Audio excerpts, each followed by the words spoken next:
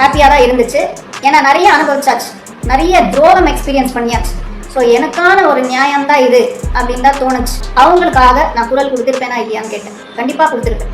அதுக்குன்னு நான் mother Teresa எல்லாம் கிடையாது. அவங்க எல்லாம் உண்மையிலே கிரேட் தான். இதுலயும் ஒரு சுயநலம் இருக்கு எனக்கு. இவ்வளோ வேகமா சட்டம் வேலை செய்யுமா அப்படின்ற ஒரு பெரிய டவுட் எங்களுக்கு வருதா இல்லையா? காலையில இருந்து வாட்ஸ்அப் பக்கம் என் ஃப்ரெண்ட்ஸ் எல்லாம் நியூஸ் லிங்க்ஸ் ஷேர் பண்றாங்க. என்ன அப்படின்னு ஓபன் பண்ணி பார்த்தா பிக் பாஸ் பிரபலம் தர்ஷன் அவங்களை வந்து அரெஸ்ட் பண்ணிட்டாங்க அப்படின்னு வருது. அண்ட் எனக்கும் சத்தியமா சொல்றேன், மனசை தொட்டு சொல்றேன், ஹாப்பியா தான் இருந்துச்சு.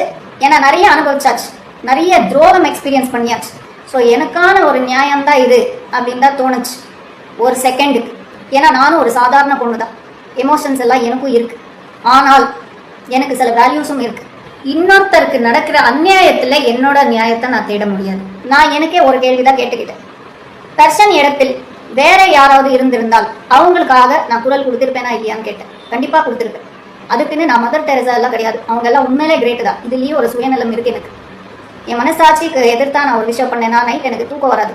வாழ்க்கையில 1008 பிரச்சனைகள் இருக்கலாம், ஆனா நைட்டு தூங்கும் போது பீஸ்ஃபுல்லா தூங்கல. ஏன்னா யாருக்குமே வேணும்னே கெடுதல் நினைச்சதில்லை, சாபம் விட்டதில்லை. ஸோ அதுக்காக for the sake of justice இந்த விஷயத்துல எனக்கு பெரிய டவுட் இருக்கு. இப்போதான் பிரச்சனை ஆரம்பிக்குது. அது ஜுஜுபி ஒரு பார்க்கிங் சண்டேல இவ்வளோ பெருசா எஸ்கலேட் ஆயிட்டு சேம் டே அரெஸ்ட் பண்ணிருக்காங்க. இவ்வளோ வேகமா சட்டம் வேலை செய்யுமா அப்படின்ற ஒரு பெரிய டவுட் எங்களுக்கு வருதா இல்லையா? அதுவும் இன்னைக்கு ஃப்ரைடே, வீக்கெண்டு.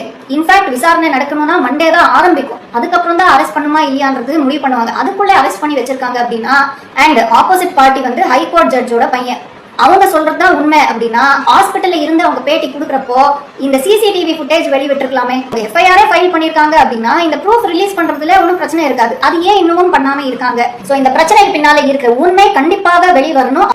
தப்பு பண்ணாதவங்க தண்டனை அனுபவிச்சா அது மிகப்பெரிய ஒரு குற்றம். அது பண்ண நாங்க விட மாட்டோம்.